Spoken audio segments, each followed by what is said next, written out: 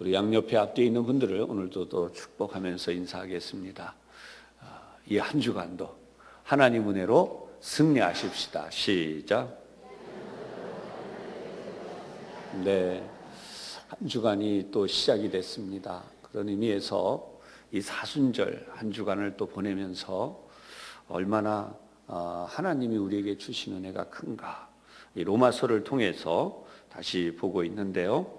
지난 주간에는 전체적으로 의에 대한 메시지였습니다. 그래서 하나님께서 값없이 우리에게 주신 의, 오늘은 이제 그 시작이 또 오늘 말씀의 주제, 이 로마서 6장 전체를 정리할 수 있는 메시지는 죄가 너희를 주장하지 못하게 하라 라는 말씀이죠.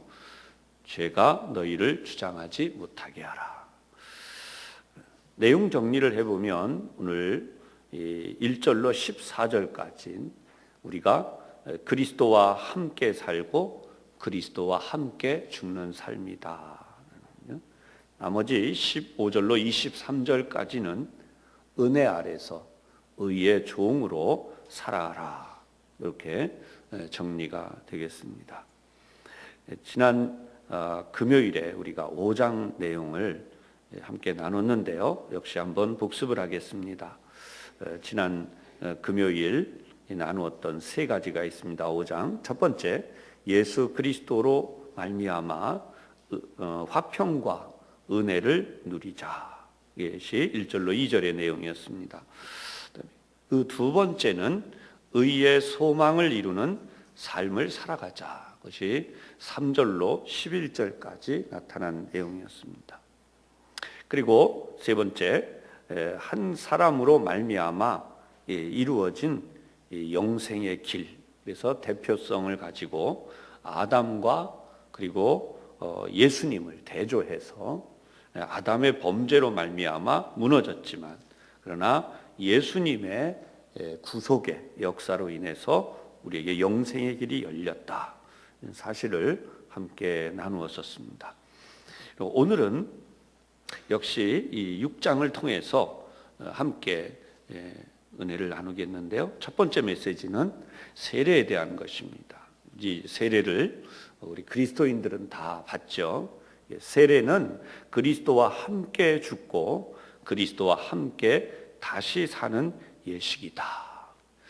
사실 오늘 우리는 쉽게 이 진리를 배우고 있습니다.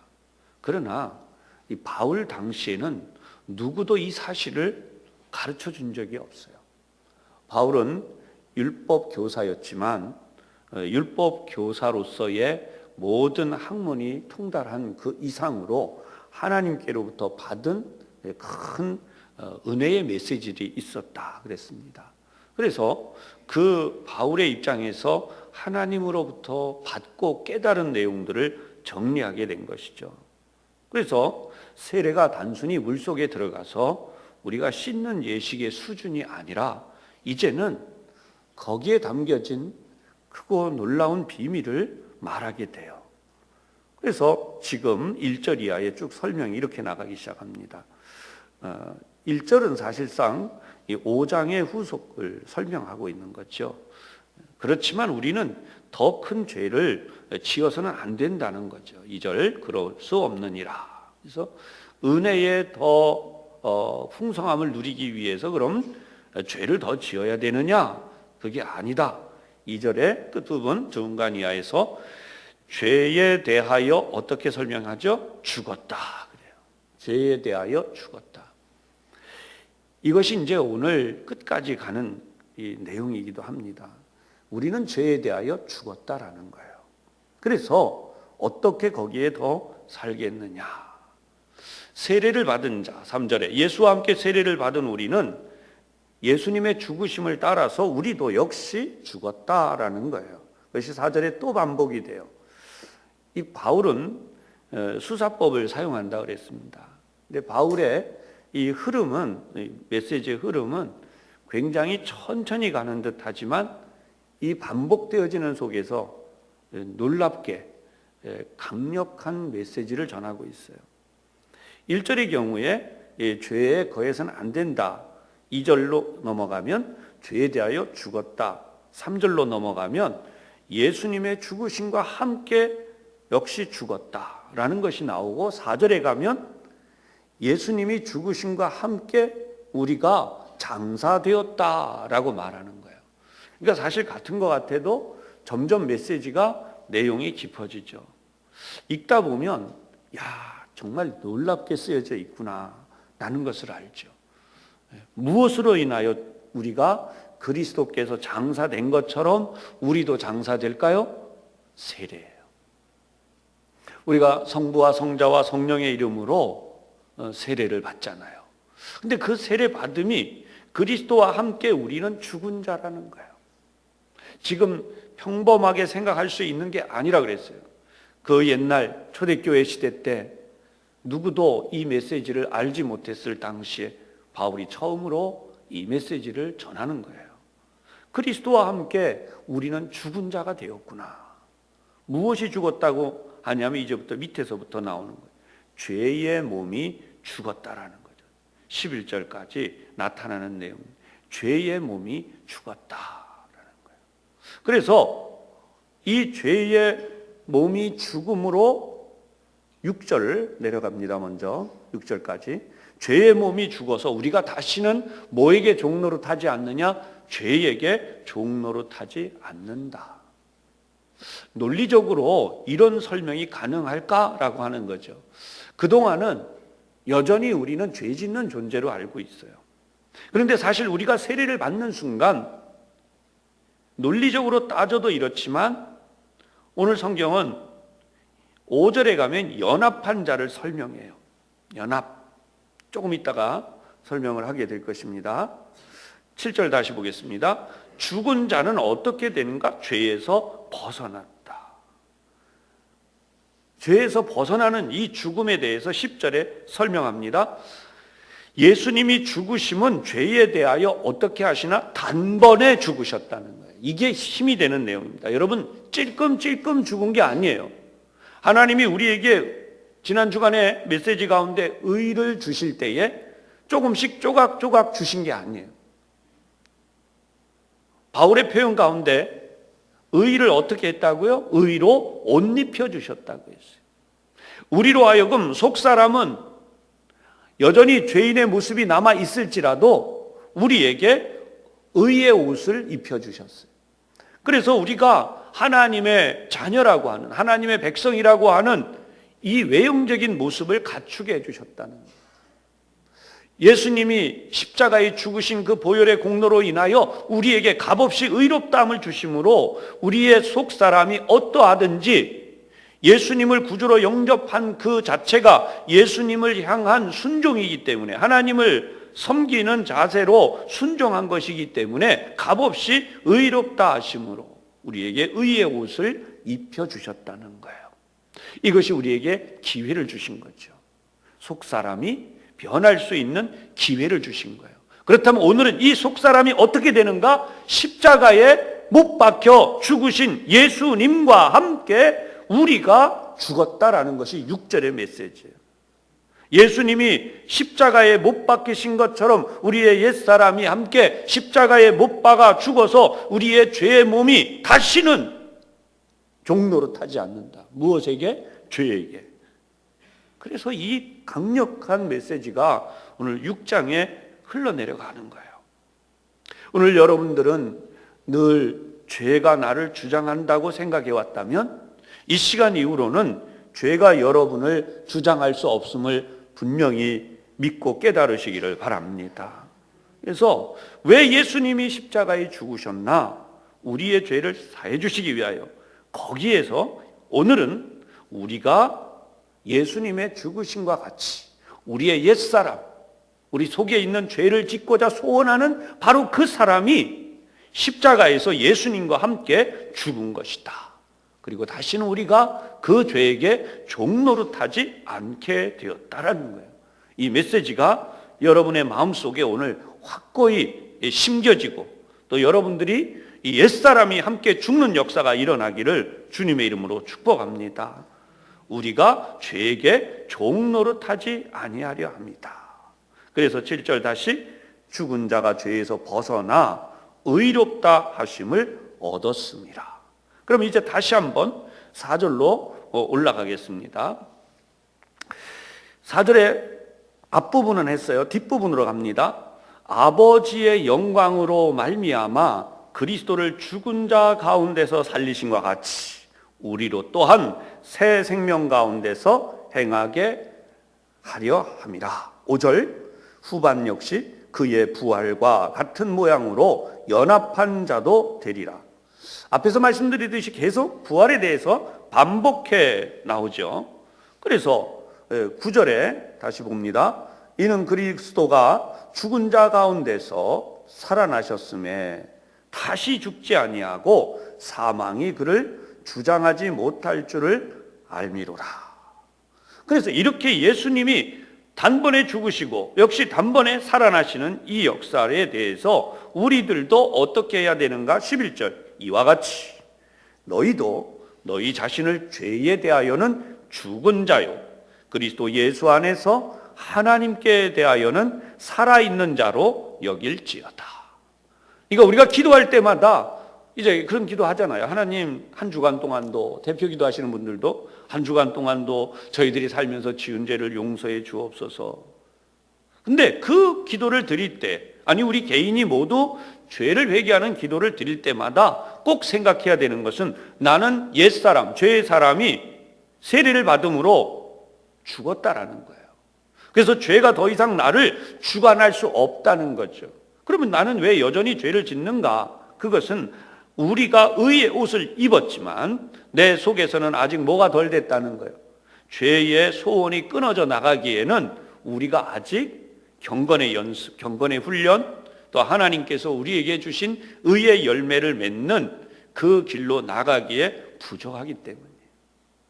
그것이 내가 여전히 죄의 소원이 내 속에서 강력하게 꿈틀거려서 나는 점점 죄에게 끌려가는 자로서가 아니라 반대로 죄는 점점 죽어요. 죄의 소원을 가진 옛사람은 죽어요. 날마다 죽어요. 매 순간 죽어요. 그리고 점점 그리스도 안에서 다시 매 순간 부활해요. 죄의 사람은 죽고 의의 사람이 내 속에서 부활하는 거예요.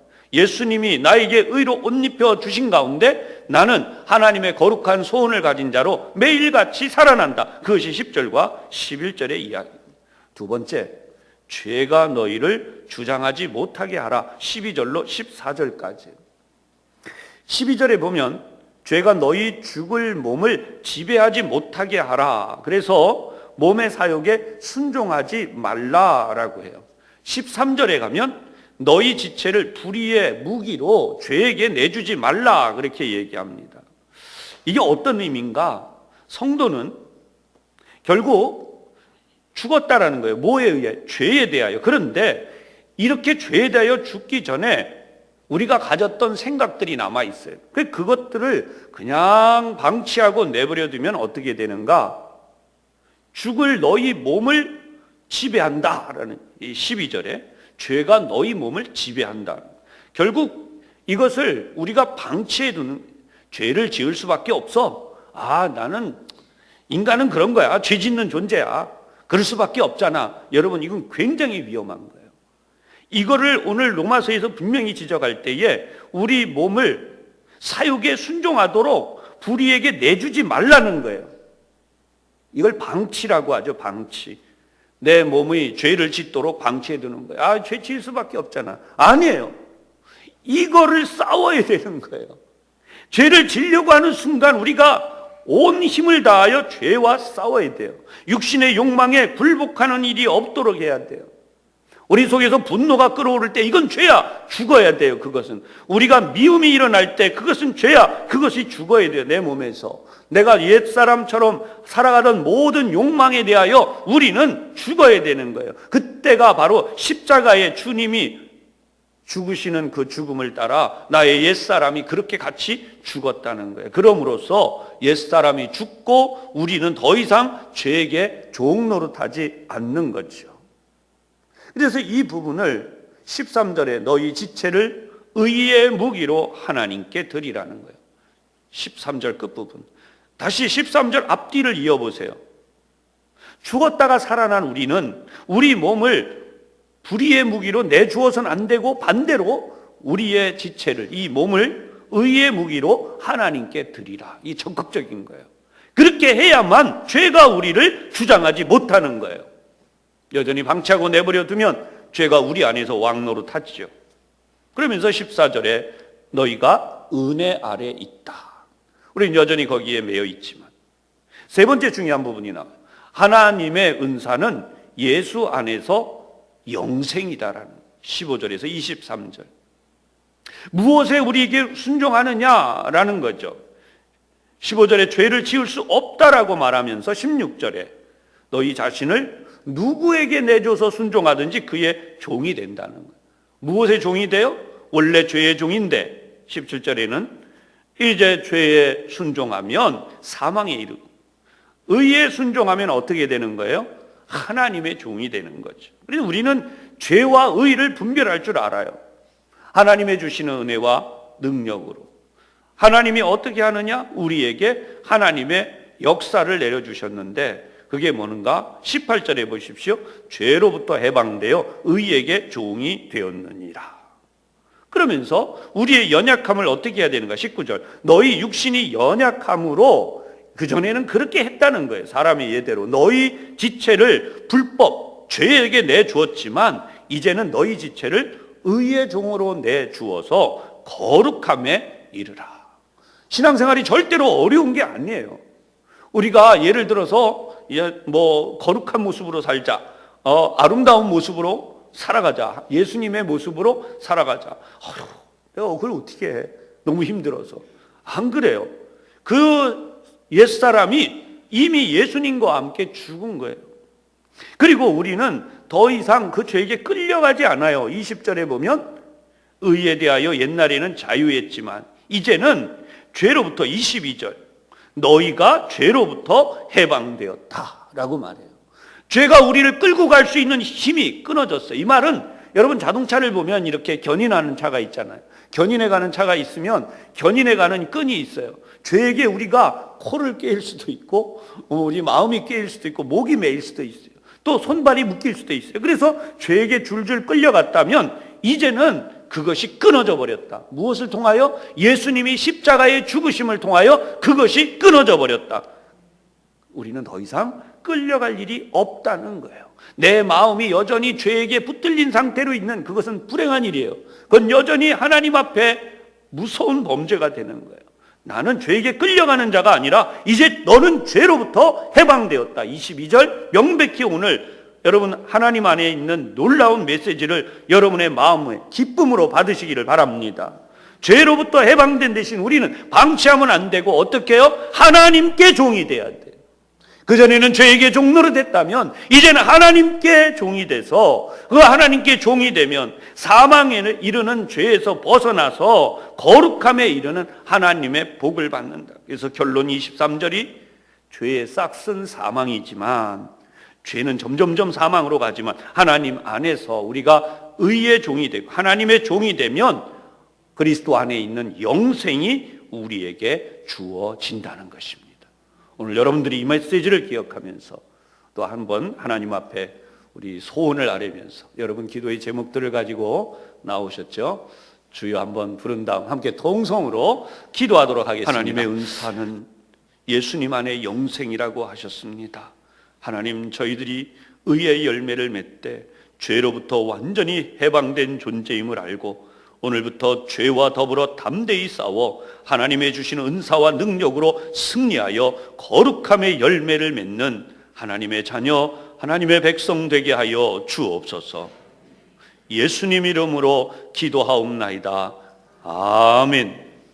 이제는 우리 주님 예수 그리스도의 은혜와 아버지 하나님의 놀라우신 사랑하심과 성령님의 충만하심이 죄에서 해방되어 하나님의 거룩한 역사를 이루게 된 이 모든 일이 나의 삶에 하나님의 주신 크고도 놀라운 복임을 깨달으며 하나님의 주신 이 능력과 은혜를 통하여 영생을 이루는 그 길을 향해 거침없이 달려가고자 하는 사랑하는 우리 모든 성도들 위해 이제로부터 항상 함께 하시기를 간절히 축원하옵나이다.